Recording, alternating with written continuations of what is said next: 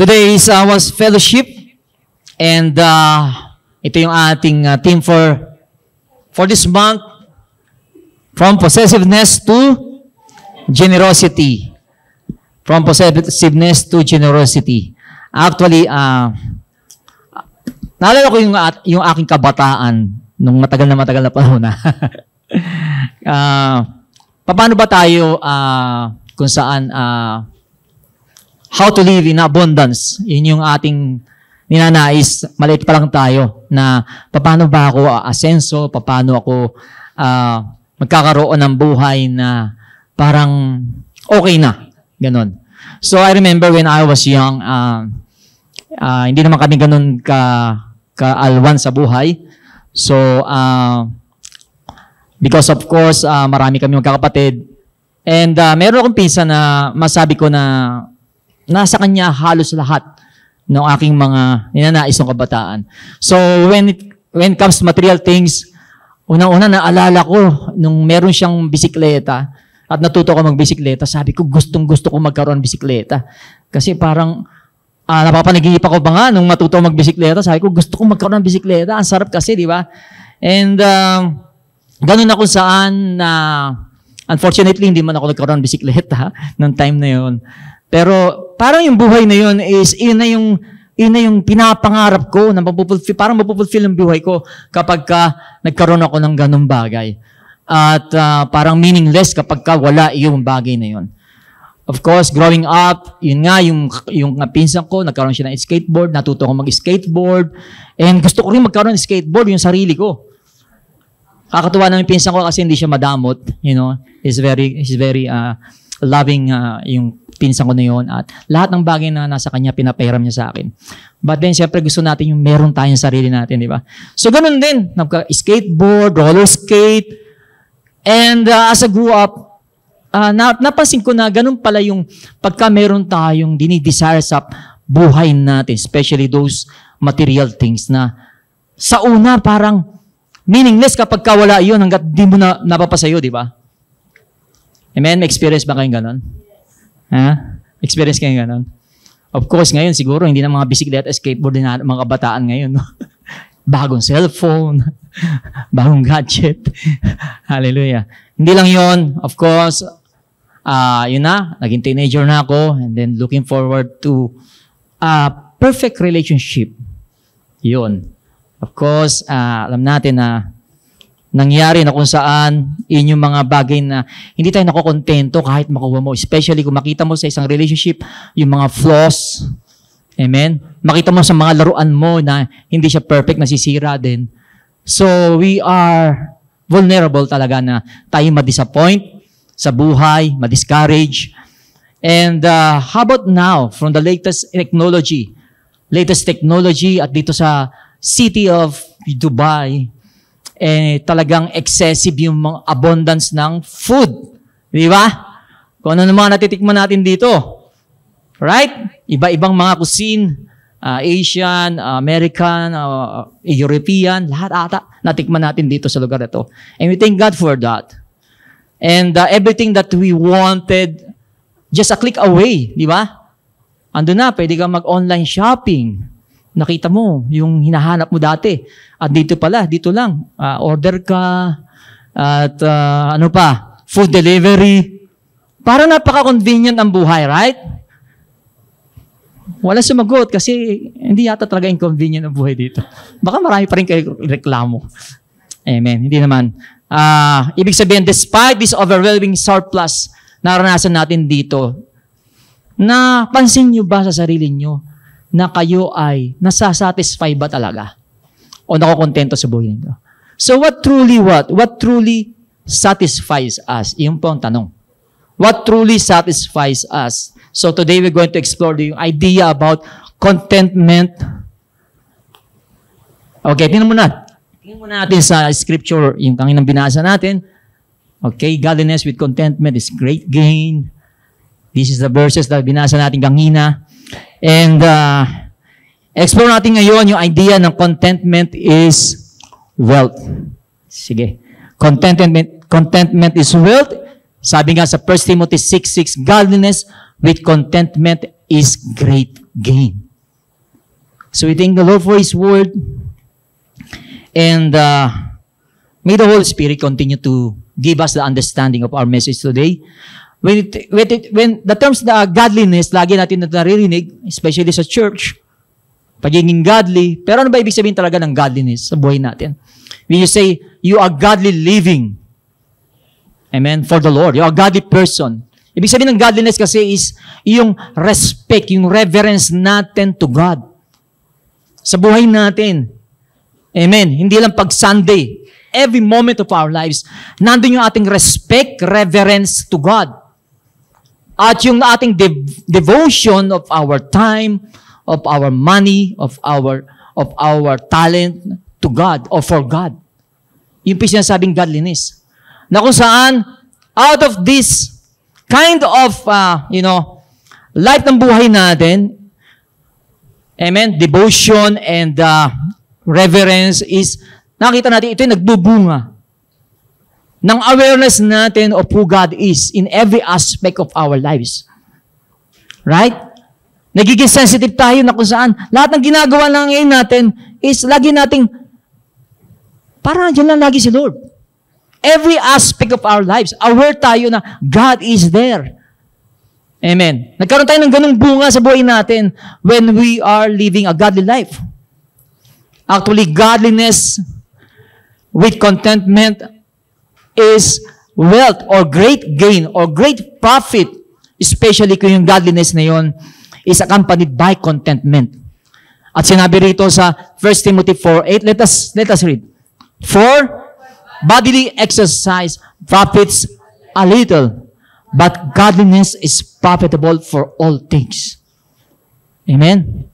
So, hindi ibig sabihin na pag-exercise, walang kwenta. Of course, sabi, meron siyang profit.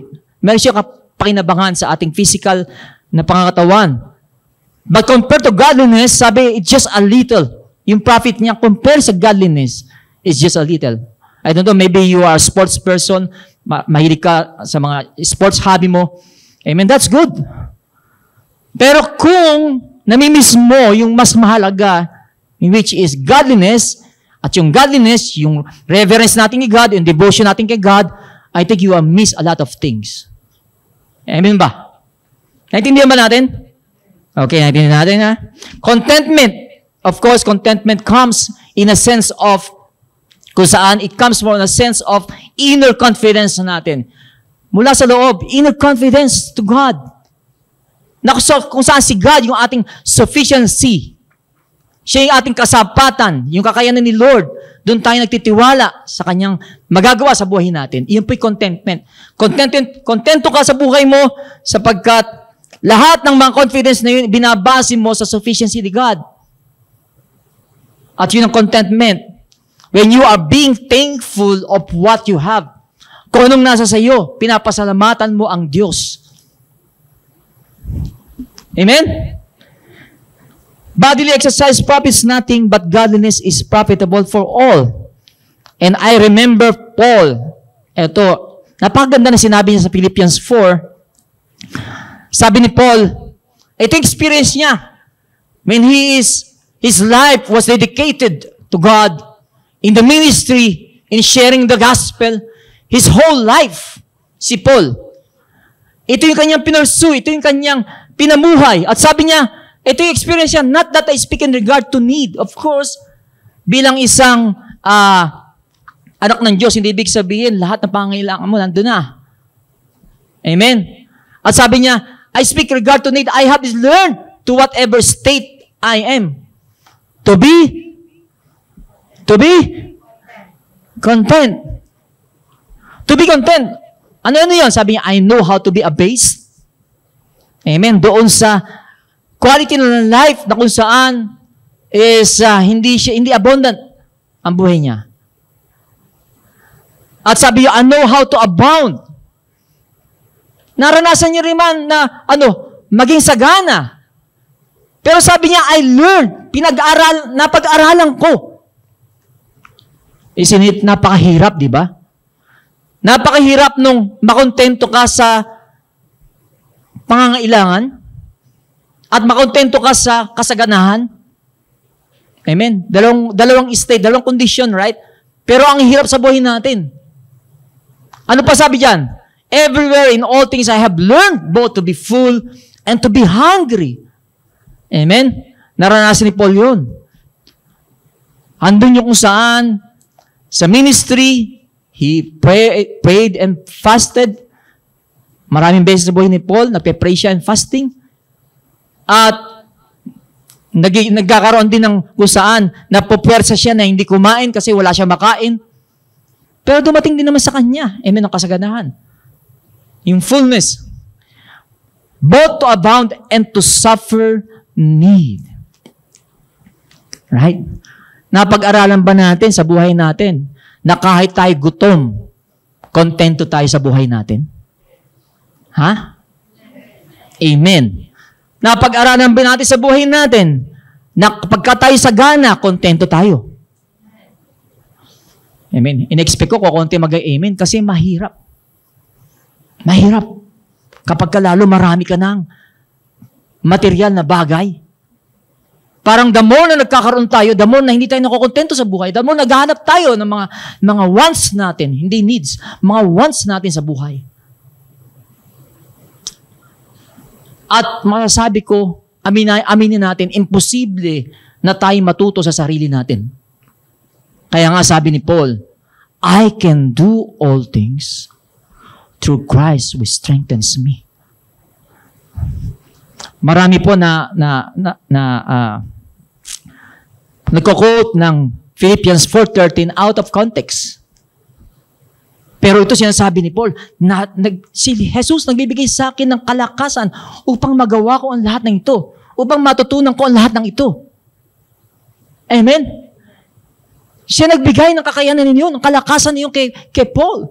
Kaya si Paul, nung siya ay malapit na siyang i-execute, okay, malapit na yung kamatayan ni Paul, nasabi niya rito sa 2 Corinthians, sabi, we do not lose heart. Hindi ako nawawalan ng pag-asa.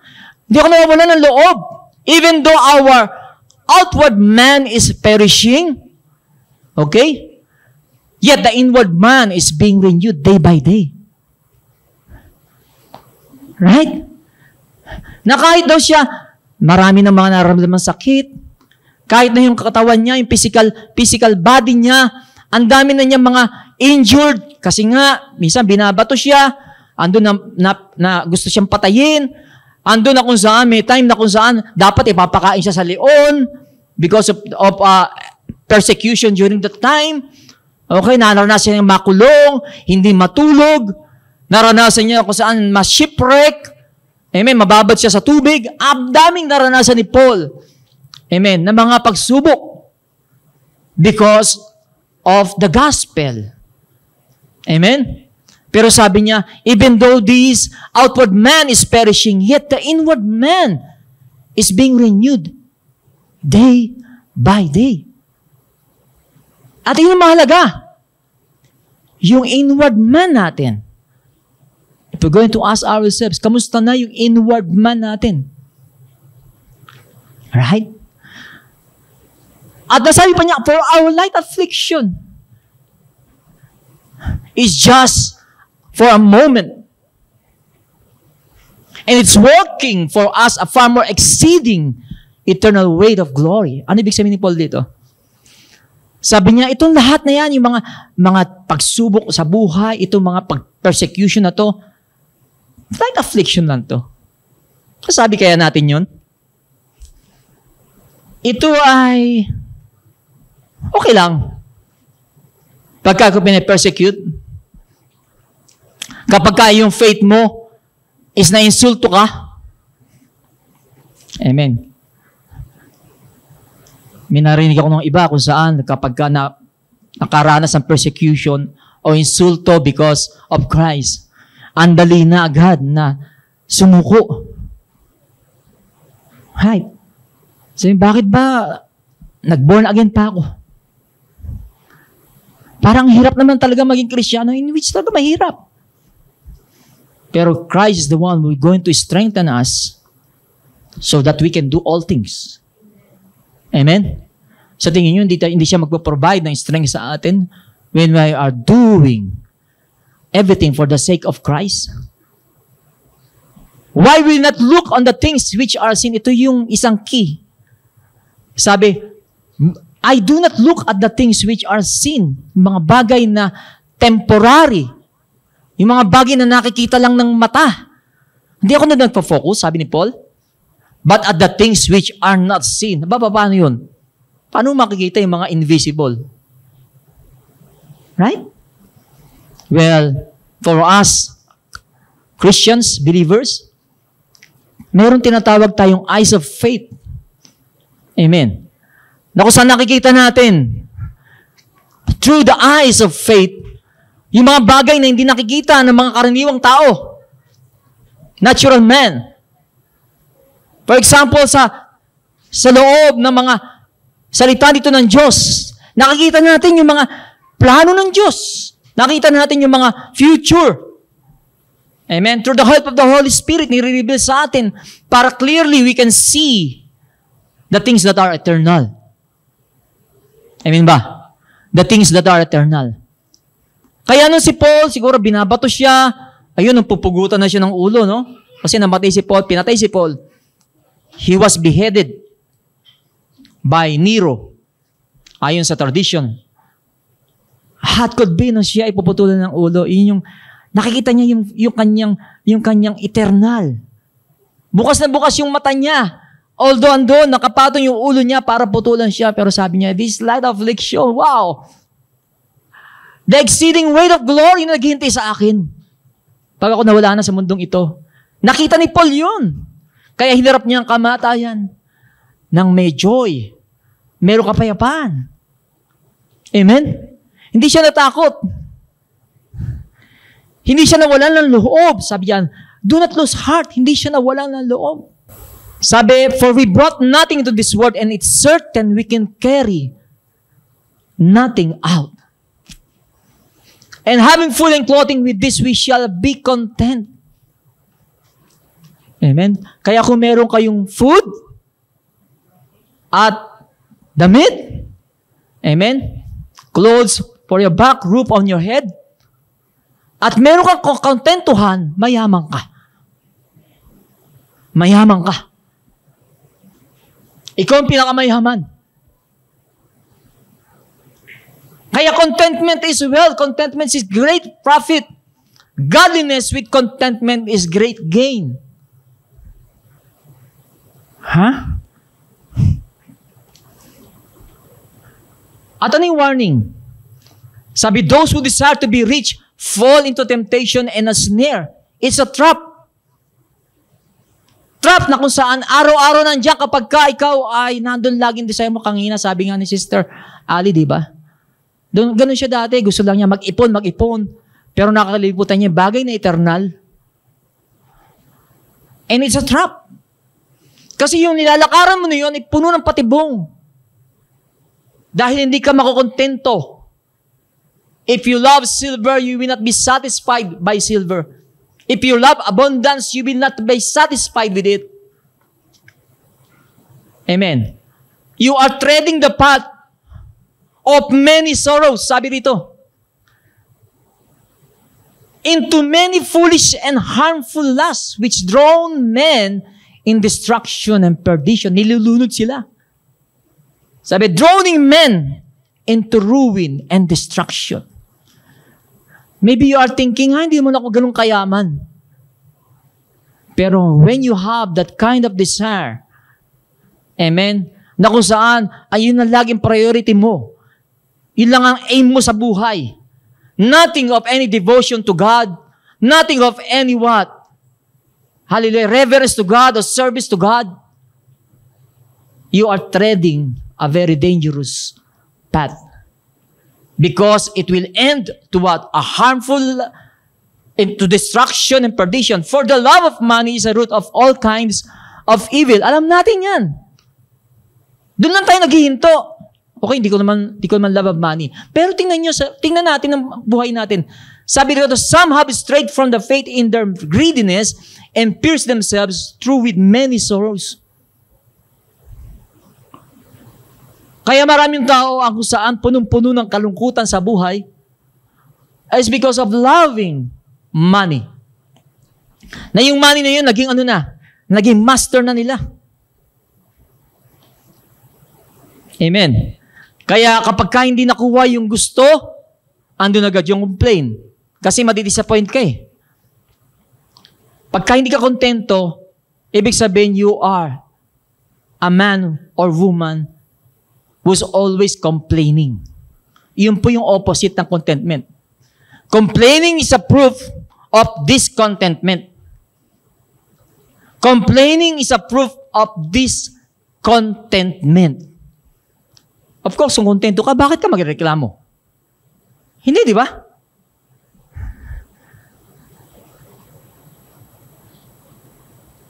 Tulad na sinabi sa verse 7, devote nothing to this word.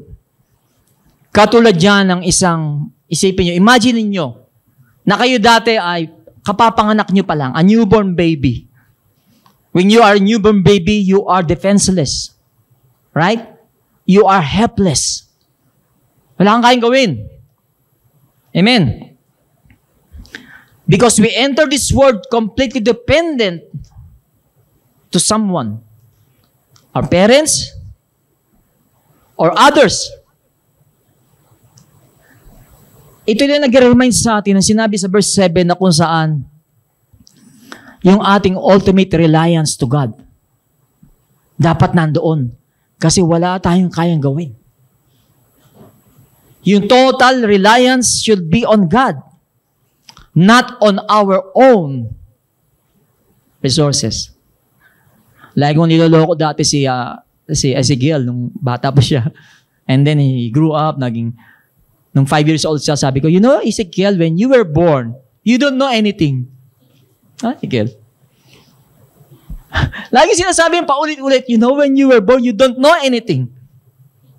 At inulit ko yung kay Laura. Kasi ganoon naman talaga tayo eh. Kahit tayo, di ba? We don't know anything. We don't own anything. Wala. Ay, biglang sabihin, you are total dependent of me, Ezekiel. And as a Christian, ganun tayo. We are totally dependent to God. Right?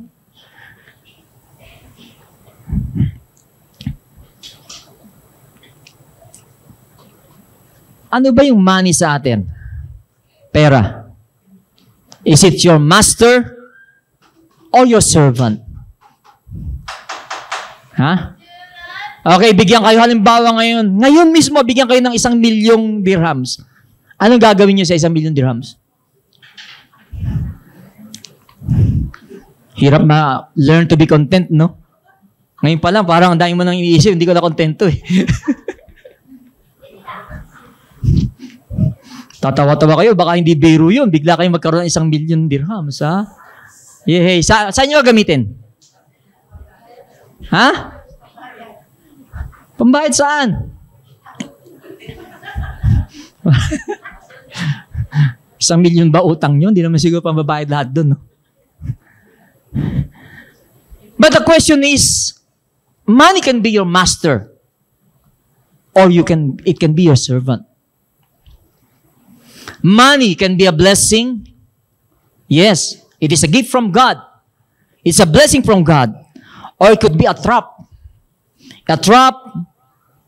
Nagiging trap ito according to one's attitude. Kung ano yung attitude natin about money. Magiging trap siya. Or magiging blessing siya.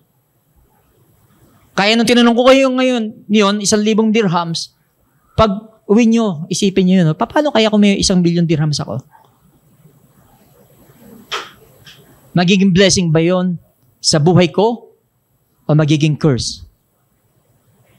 Ano sabi? For the love of money is the root of all kinds of evil. Kapag ka nagmahal na tayo sa pera, nagiging master na natin siya. At yung sinabi ni Jesus. Basahin po natin. No one can serve two masters. Either you will hate the one and love the other, or you will be devoted to the one and despise the other. You cannot serve both God and money. Baka misinterpret po natin yan, ha? Una sa lahat, sa Bible po, may mga mayayamang mga karakter sa Bible. Tulad ni Abraham, tulad ni Joseph. Sino pa? Of course, napakarami. Mga propeta. Sino pa? Mga paborito ninyong mayaman. Ha? Si David. Solomon. Amen. Sa New Testament naman. Cornelius. Zacchaeus. Yung mga binanggit natin ito, ano napansin sa kanila? Ha? Based dito. Naging master ba nila yung pera? Hindi. Sapagkat alam nila, yung pera na nasa kanila, hindi yung kanila. Hindi nila total na pag-aari iyon. Right? So everything na dumadaan sa kamay natin, ng mga material na bagay, actually, ari-arian lang natin ang lahat ng yan. Amen. Sapagkat darating panahon, ang lahat na yan, ay kukunin lang ng may-ari, kung sino may-ari. Kaya yung binibigay sa atin, tanong natin kung magkaroon kang 1 milyon, Lord, bakit mo ako bibigyan ito? Tulungan mo ako kung paano ko gagamitin to. Dapat iyon agad. Kasi it could be a trap. Na kapag ka naisip mo, pag may 1 million dirham na ako, ganito gagawin ko, maglalakwatsa ako. Bibili ko ng maraming mga kagustuhan ko, yung mga ipinapangarap ko sa buhay. Hanggang sa yung buhay mo, doon na napunta, na-focus na sa pagmamahal sa pera. Na kung saan, ano sabi? Nagbigay ng maraming kalungkutan for those who strayed in the faith. Their life is filled with many sorrows. At it could be a master. Kaya nagiging sorrow, nagiging kalungkutan ito, una sa lahat, pag nag-trust tayo sa pera. Amen. Pag nag-boast tayo sa pera, sa wealth, sa ating meron tayo. Jeremiah 9, some boast in riches. Those who rich should not boast in riches, but boast in the Lord. At yun, pag nagbo-boast, nagtatrust sa pera at nagmamahal sa pera, yun yung nagiging master natin. At sinabi ni Jesus, hindi pwede dalawa. Okay? Hindi pwede. Hindi pwede na, Lord, bigyan mo ako 1 million, maglilingkod naman ako sa iyo. Amen. Sorry, baka ma-misinterpret nyo yun. Ang ibig sabihin doon is, kapag ka naging master natin ng pera, hindi pwede maging master ang Panginoon. Sasabihin mo, balance lang kayo. Hindi pwede. Ang sabi ni Jesus, either you will hate the one and love the other. Pag dalawa ang pinapanginoon natin, isa ay kamumuhian mo, isa ay mamahalin mo. Ano pa sabi? You will be devoted to the one and despise the other. Amen? Yung buhay mo, yung panahon mo, ikukumit mo doon sa master mo. At yung isa, i-itsapera mo siya kapag kadalawa ang Panginoon mo. So money, for the love of money is the root of all kinds of evil. Kapag kasi ito naging master natin, ito minahal natin, makikita natin kung ano-ano ng mga evil ang mangyayari sa buhay natin. Amen? Mga wickedness. Yun kasi yung ugat. At kapag yun ang ugat na yon, ay makita natin na ito'y lumalim na sa buhay natin, pag nagbunga siya, ay bubunga nito ano? Amen? Hallelujah. Kamatayan, kalungkutan, kamatayan. Because hindi pwede. Hindi pwede na dalawa. Did you remember yung rich young man na lumapit kay Jesus? Napakaganda sinabi niya sa Luke 18. Amen? Sabi niya, he came to Jesus. Sabi niya, Teacher, what must I do to have eternal life? Ang ganda, di ba? To have eternal life. Alam niya eternal life. Bilang isang Hudyo, bilang isang Jew, alam niya merong eternal life. At sabi niya, paano ako magkakaroon ng eternal life? Sabi ni Jesus, Dapat, sinunod mo ba ang mga commandments? Did you keep the commandments? Sabi ng taong ito, as a rich man, a young rich man, sabi niya, ginawa ko yan. Hindi ako nag-commit ng adultery, hindi ako nagnakaw, hindi ako naging sinungaling. Amen? Ino-honor ko yung mga magulang ko. Lahat yung ginawa ko mula nung aking kabataan hanggang ngayon. Ang sinabi ni Jesus, merong kulang. Sabi niya, ano pang kulang ko? Sabi ni Jesus, may kulang. If you want to be perfect, ibenta mo lahat ng iyong ari-arian at ibigay mo sa mga mahirap. And you will have treasure in heaven. Sinagot ni Jesus, yung tanong niya una, paano ko magkakaroon ng eternal life? Sabi, you will have treasure in heaven. At ito pa, come and follow me. Come and follow me. Yun ang utos. Kasi sino ang pina-follow niya? Ang kanyang Panginoon na pera. Nasunod niya yung sinasabi yung mga commandments na yun, pero napakahalagang number 1, iyon ang kanyang nilalabag. At ano yung number 1? Love the Lord with all your heart. You shall have no other gods before me. You shall have no other master before me. Love the Lord your God with all your heart, with all your soul, with all your strength, with all your mind. At iyon ang napakahalaga sapagkat sa taong ito, ang dinodiyos niya ay ang kanyang kayamanan. Hindi po sinasabi dito na ibenta niyo lahat ngayon. Okay, kung yun ang Diyos niyo, gawin niyo. Amen. Sinasabi niya, itong hadlang. Itong hadlang, kaya hindi mo ako mahalin. Ito yung master mo. Ito ang hadlang, kaya dinidespise mo ako. Sabagkat ang dinidevote mo ang buhay mo sa pera. Sabagkat ang minamahal mo ay pera. Kaya sabi niya, alisin mo sa buhay mo yan. Gawin mo blessing. Ibenta mo, ibigay mo sa mahirap. At sumunod ka sa akin, magkakaroon ka ng kayamanan sa langit.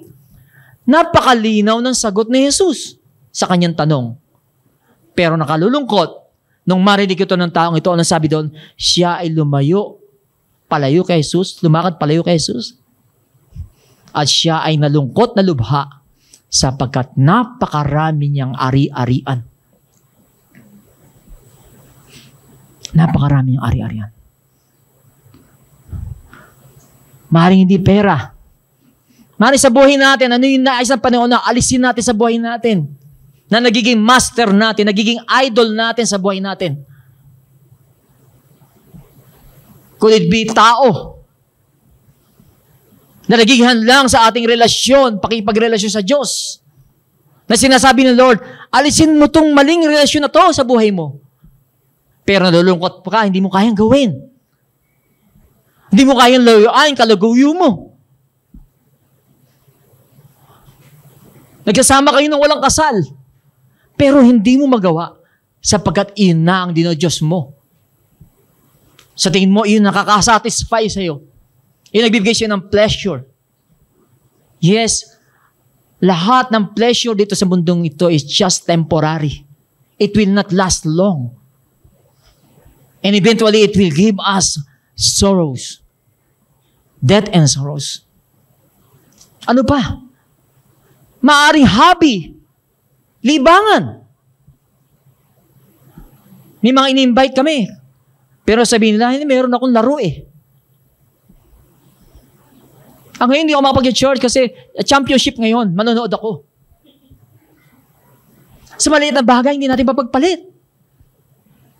Dahil para sa atin, iyon ang kapagbibigay sa atin ng kasiyahan.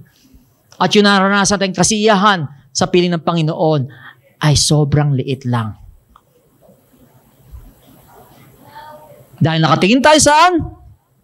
Sa things that are seen and not the things that are unseen, which is eternal.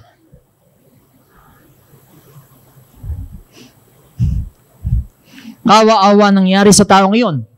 Rich young man. Pinagpalit niyang yaman niya. More than 2,000 years ago, kundi siya nagbalik loob sa Panginoon, sana yun? Nadala ba niya ang kanyang lahat ng ari-arian? Wala naman siya nadala. Amen?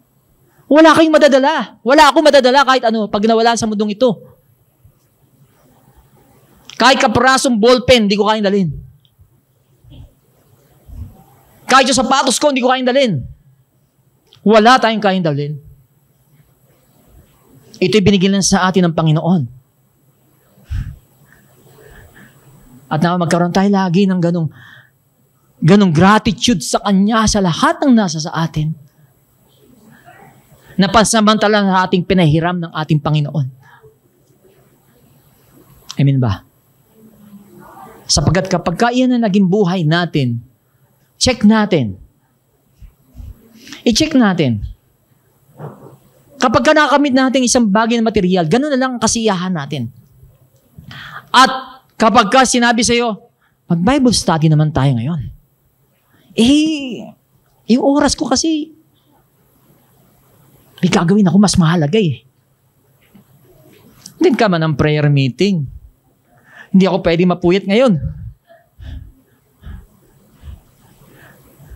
2 oras, hindi maipagkaloob sa Panginoon. 1 oras. I'm not condemning you, mga kapatid.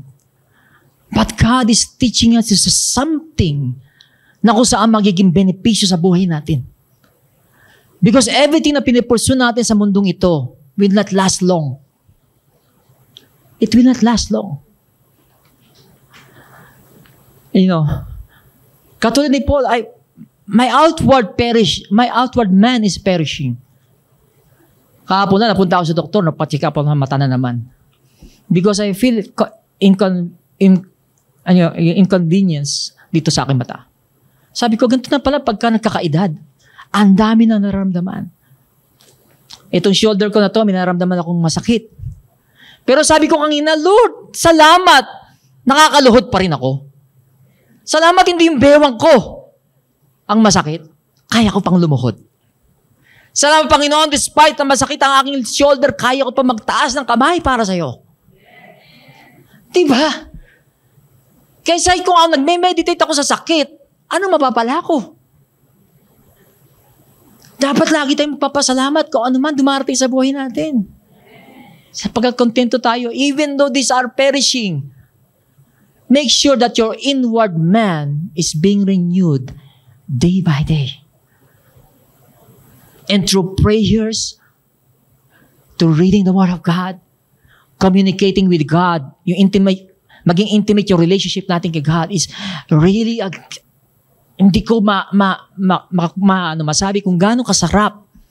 Amen. Yung ating makakamtam sa piling ng Diyos. But money, no way. It cannot satisfy you. What truly satisfies? Sabi sa Psalm 63:5. Amen. My soul will be satisfied as with fat and rich food, and my mouth will praise you with joyful lips.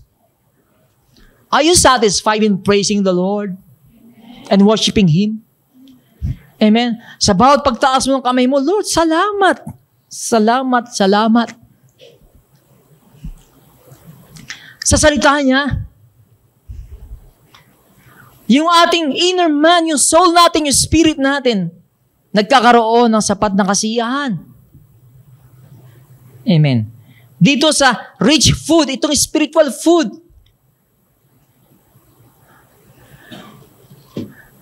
there's a time in my life, nakalimutan kong magbasa ng Bible sa sobrang dami kong ginagawa.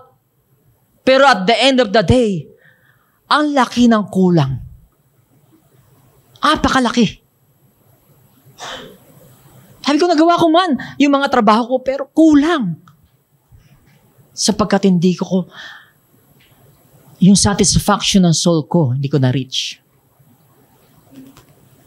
His word, prayers. We are abundantly satisfied with the fullness of your house. Sabi ng psalmist sa Psalms 36:8. For you give them drink from the river of your pleasures. Kaya sabi ni David, one thing I desire, and this is what I seek, Amen? To be in the house of the Lord forever. Sapagkat sa house ni God, doon tayo nagkakaroon ng abundant satisfaction sa mga inihanda ng Lord. The fullness of His house. Siya nagbibigay sa atin ng inumin. I believe na marami sa atin mapunta rito, uhaw na uhaw, gutom na gutom. Pero, pinangako ng Panginoon na siya magbibigay sa atin ng abundant satisfaction from the river of His pleasure. No one can serve two masters. What truly satisfies us? In John 6:35, Jesus said to them, basahin po natin, I am the bread of life. Whoever comes to me shall not hunger, and whoever believes in me shall never thirst. What truly satisfies us is Jesus. Jesus. Ang linaw ng sinabi niya eh. Ako yung bread of life. Amen? I can give the living water. Sabi niya sa Samaritan woman on the well. Sabi niya, I can give you living water. So hindi ka na pupunta rito sa balon para umigib ka ng umigib ng tubig. Sabi niya sa babaeng iyon. Na alam ni Jesus, ang babaeng ito, hindi yung physical na water, kundi sa buhay niya, wala siyang satisfaction. 5 ang naging asawa niya. May boyfriend siya, 6. Walang satisfaction. Ha? At salamat na meet niya si Jesus doon sa balon na yon. At nagpakilala si Jesus kanya. Ang babaeng ito puno ng relihiyon. Sabi niya, di ba kami mga Samaritano, dito kami sumasamba sa mountain nito, kayo dito sa Jerusalem. Alin bang tama? Marami siyang alam. Alam niya kung darating ang Messiah. Pero hindi doon na satisfy ang taong ito. Religion cannot satisfy you. Religion cannot satisfy you, mga kapatid. Jesus didn't come here for religion. Hindi siya nagpunta rito para magtayo ng isang relihiyon. Nagpunta siya rito para sa relasyon. Sapagat sa pamamagitan naman ng relasyon, magkakaroon tayo ng satisfaction sa buhay sa pamamagitan ni Jesus. Bakit maraming mga Kristiyano ang nandun sa buhay na palungkot? Sapagat one day sa buhay nila, na nakat yung relasyon na yun. Nakat yung relasyon na yun. Amen? Kaya sabi ni David, create in me a clean heart, O Lord. Nung siya nagkakasala, nung nagkaroon siya ng relasyon kay Bathsheba, pinatay niya yung asawa ni Bathsheba, si Uriah. Sa tingin niyo ba, si David ay, wow, ang sarap. Hindi. Sabi niya sa isang sulat sa Psalms 32, gabi-gabi umiiyak siya, nagpapalahaw siya sa iyak. Sabi niya, yung aking sofa, puno na ng luha. Sabi, my bones are so weak, wala akong lakas. Until I confess my sin to God. Kaya sabi niya sa Psalms 51, create in me a clean heart. Nung sinabi sa kanya ng prophet Nathan, ikaw yun, David. Ikaw yun. Hindi malilihim ang ginawa mo. Alam ng Diyos ang ginawang pagkakasala. Pero si David, hindi siya nagbataas. Sabi niya, create in me a clean heart, O Lord, and renew a right spirit within me. Cast me not away from your presence. Don't take your Holy Spirit from me. Restore unto me the joy of your salvation. Nakita natin na nawala kay David, isa yon, yung kagalakan. Sapagkat mas minahal niya ang kanyang lust of the flesh.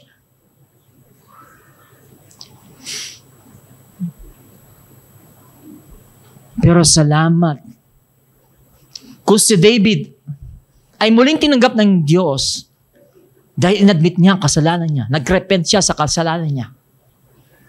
Sino man sa atin ngayon, ang sa tingin niyo napakalayo ng buhay niyo ngayon, sa piling ng Panginoon, may pag-asa kayo. Ang nais lang ng Panginoon, magbalik loob ka sa Kanya. He is merciful enough to accept us if you're going to forsake your sins. Amen?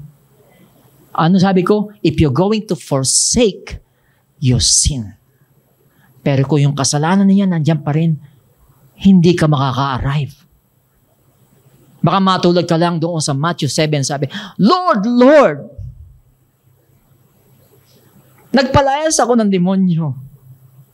Sa pangalan mo, ang dami kong mga ginawang kababalaghan. Sa pangalan mo, nagpropesy ako. Sabi, marami ang tatawag sa kanya ng Panginoon, Panginoon. Pero sabihin ko sa kanila, hindi mo ginawa ang kalooban ng aking Ama. Ano sabi ni Jesus? Depart from me. I do not know you. Lumayo ka sa akin, hindi kita kilala. Wala tayong relasyon.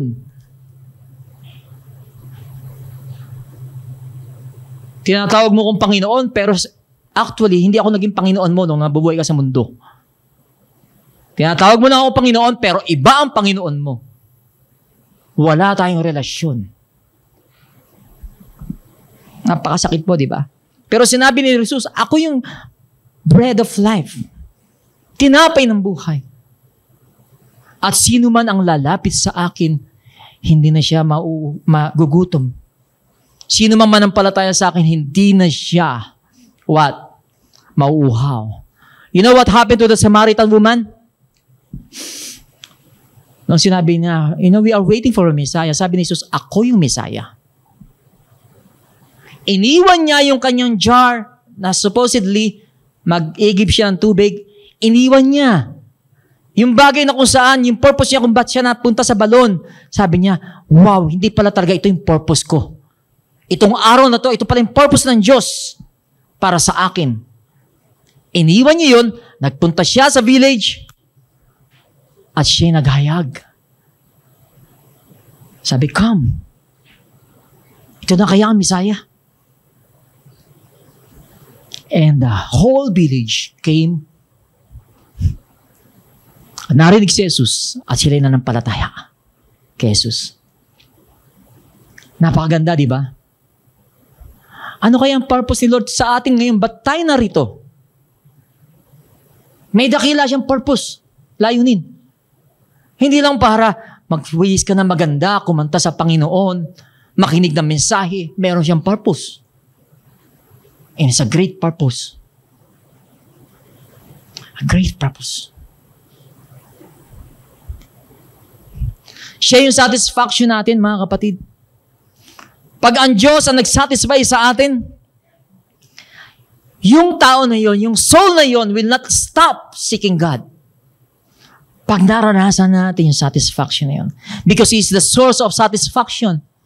Si Jesus lang ang source ng ating satisfactions. May sinabi nga, I remember, kung tama ako, si Pascal.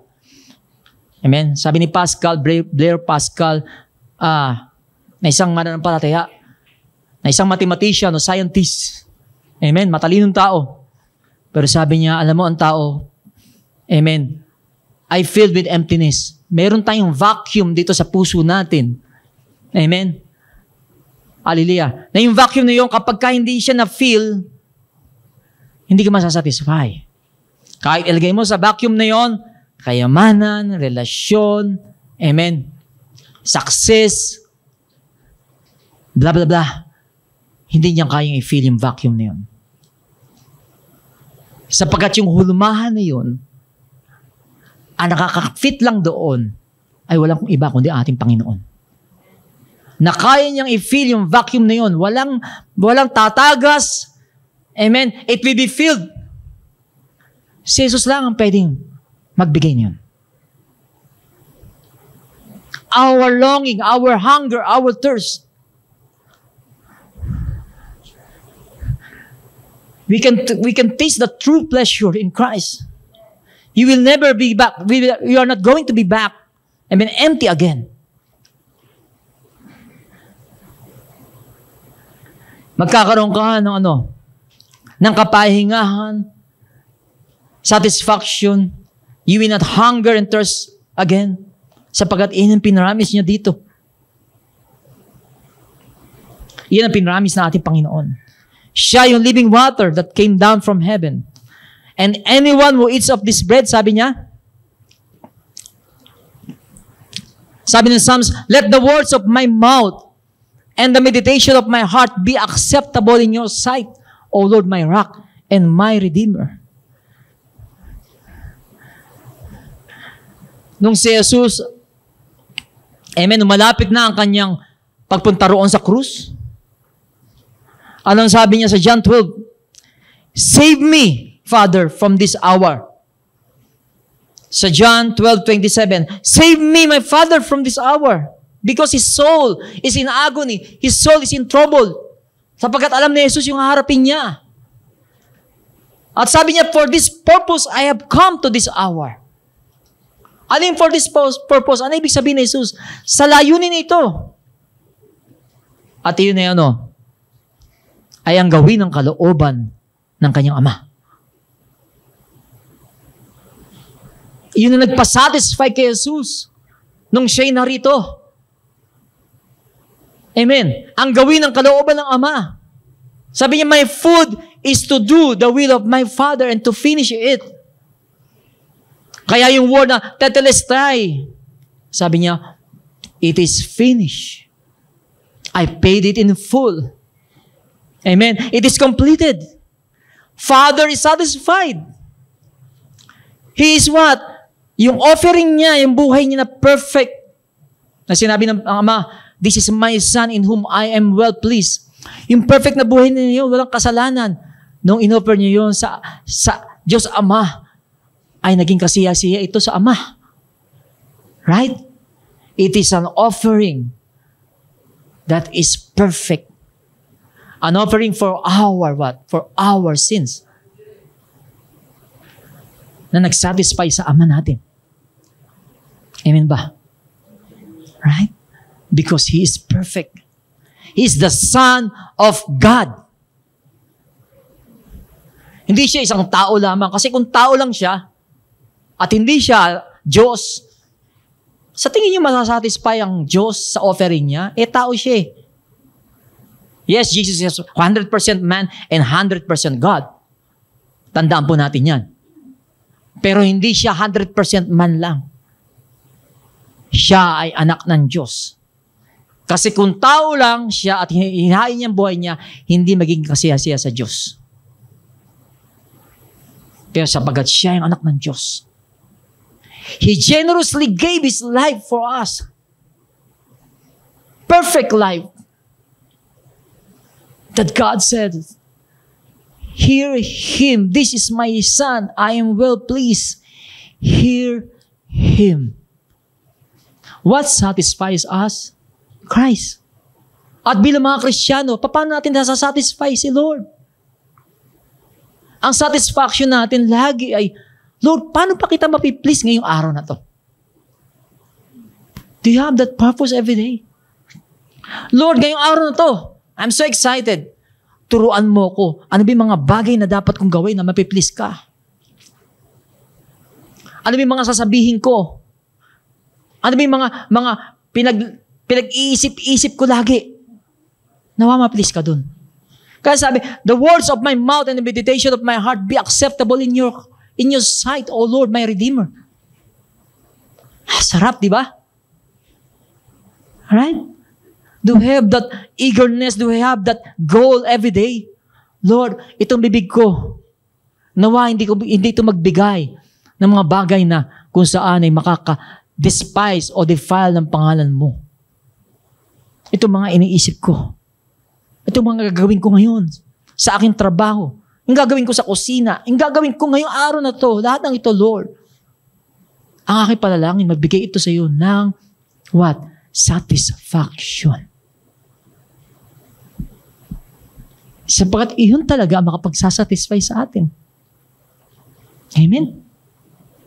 Iyon ang makapagsasatisfy sa atin. Kaya alamin natin ang kanyang kalooban. Sabi ni Paul, I beseech you, brethren, by the mercies of God, do not conform to this world, but be renewed. Your mind, be transformed to the renewing of your mind, that you may know what is the good, acceptable, and perfect will of God in your life. So, magitan ng hindi natin pakikiayon sa mundo, nagkakaroon ng transformation yung ating mind. Nagkakaroon ng renewal yung mind natin para malaman natin kalooban ng Diyos. Ibig sabihin yung mga bagay sa mundo ay lagi nakakadlang. Lagi yung hostile, opposite, yung world system, laging opposite yan sa nais ng Panginoon. Hanggat tayo hindi natin naalis yan, kaya nga tayo tinawag na holy. Be holy for I am holy. God already separated us. Amen. From the Word. Inihiwalay na tayo para sa kanyang layunin, para sa kanyang kagamitan. Para kanyang what? Hallelujah, servant. Sineparate tayo sa mundong ito. Amen? So what really satisfies us? Thank you, Sister Amor. What truly satisfies you? Di ba pagka satisfy ka sa pagkain ang sarap naman ito. Pero pag sinabi nyo, saan nakakasatisfy siya? Jesus. Ano ang makakasatisfy sa inyo? Jesus. He's the one who truly can satisfy us kung yung iba hindi pa alam. He's the only one who can truly satisfy you and satisfies me. At ang buhay natin maging satisfaction kay Lord. Lahat ng ginagawa natin. Nasasabihin niya, this is my daughter, this is my son in whom I am well pleased. Right? Amen? Na pag tayo humarap, Lord, Lord, hindi niya sasabihin, I don't know you. Sasabihin niya, welcome, my faithful son, my faithful servant, enter into the joy of the Lord. Hallelujah! Amen? Amen ba? Praise the Lord. Kung itong mensahe na ito naging malungkot kayo, wag naman, mga kapatid. Kasi yung mayaman na yun, lumayo na malungkot Amen. But even kung malungkot kayo, it could mean a godly sorrow that will lead you to repentance. Amen? Because yung tao na yun is a worldly sorrow that brings death.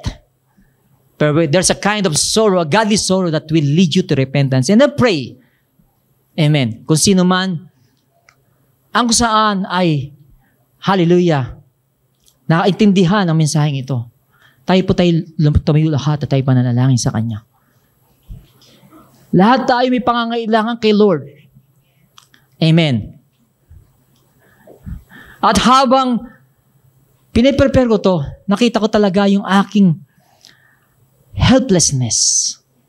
Nakita ko yung aking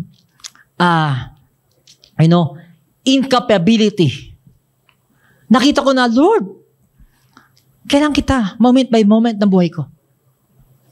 Kailangan kita, Lord. Higit kahit saan, kahit kanino man. Ikaw, yung tunay, na bibigay sa akin at sa inyo ng tunay na kapayapaan, amen, kagalakan, kasapatan. There are two things we're going to look up. Amen. A couple of things.